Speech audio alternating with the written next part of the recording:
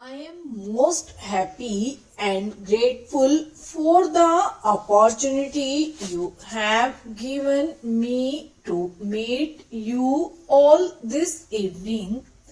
As you know, the Government of India and the provincial governments concerned have taken great pains and incurred heavy expenditure this year to improve the approaches and also the localities where the sacred Buddhist places are situated.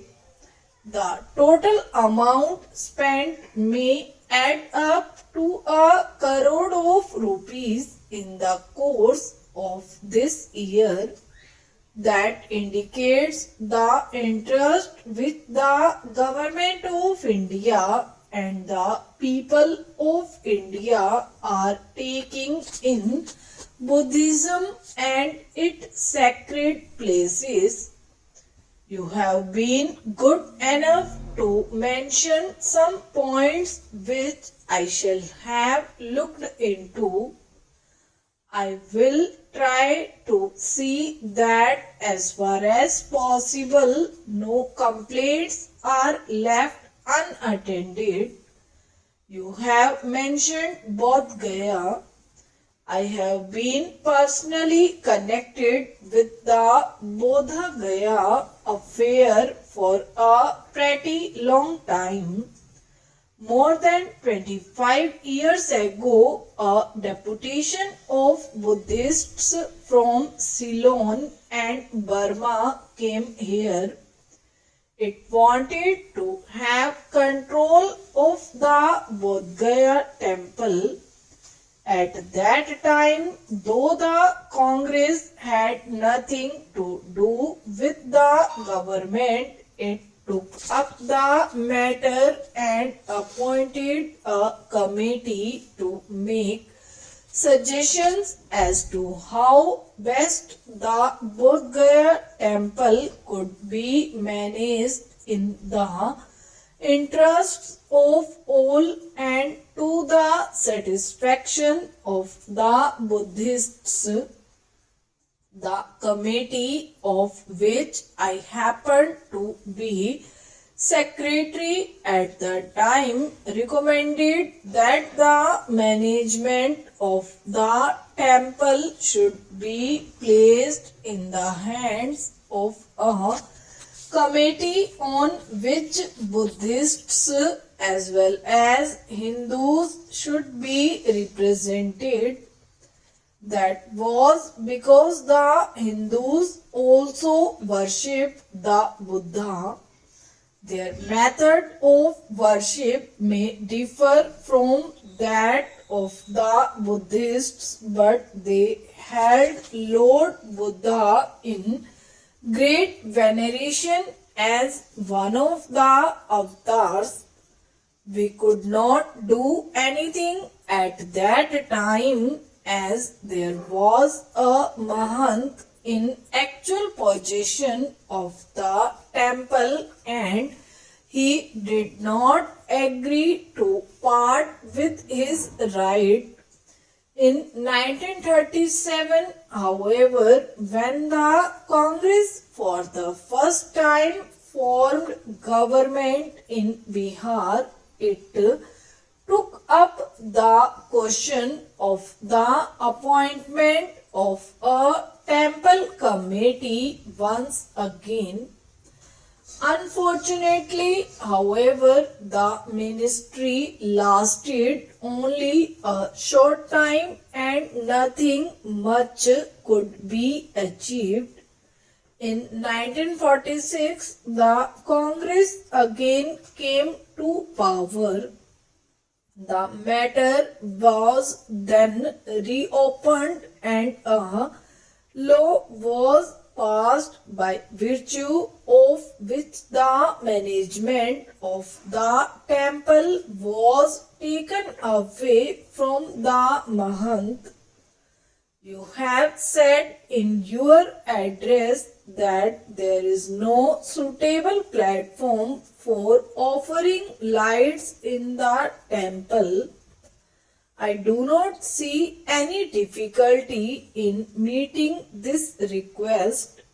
You have also mentioned that there is no arrangement for lights in front of the image of all the 24 hours of the day and night, and that facilities should be given to pious pilgrims to stick gold foils to the image. I shall refer these matters to the temple committee, though personally I do not see any difficulty in accepting these suggestions.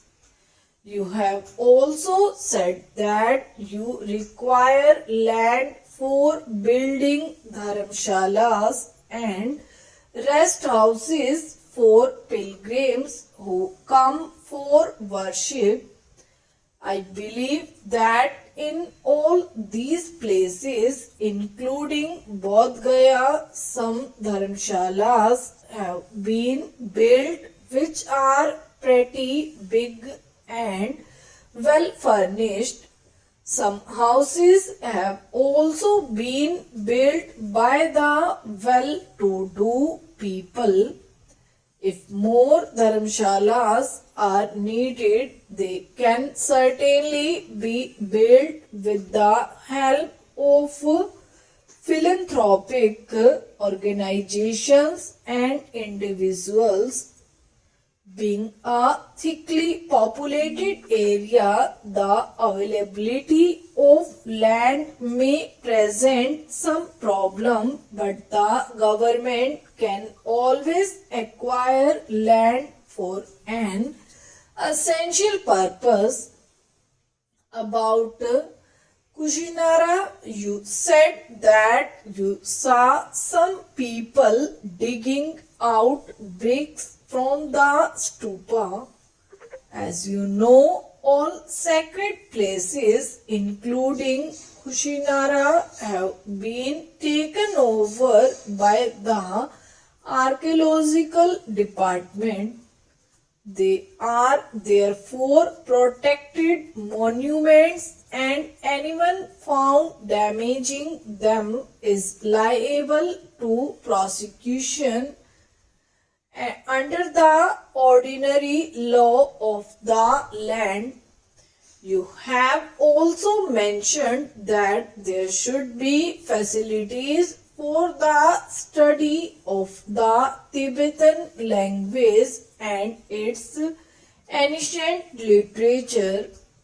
I may tell you that at Nalanda, which was at one time a great seat of Buddhistic learning, I, as president, laid the foundation stone of an institute for the study of Buddhistic literature about 4 years ago.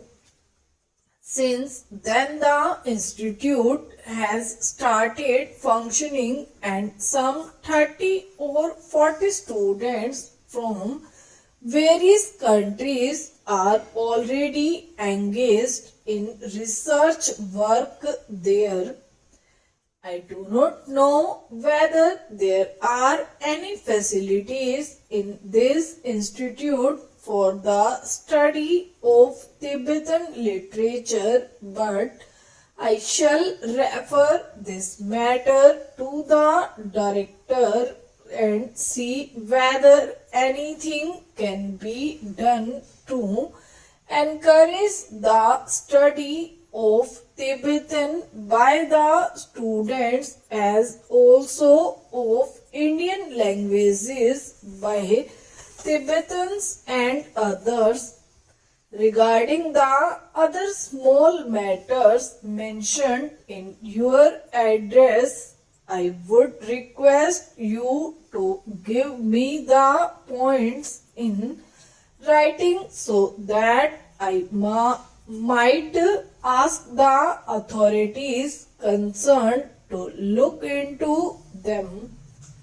I am glad that you have had an opportunity of going round the country and seeing things for yourselves. I have no doubt that there is a great revival of interest in Buddhistic studies everywhere and throughout the country.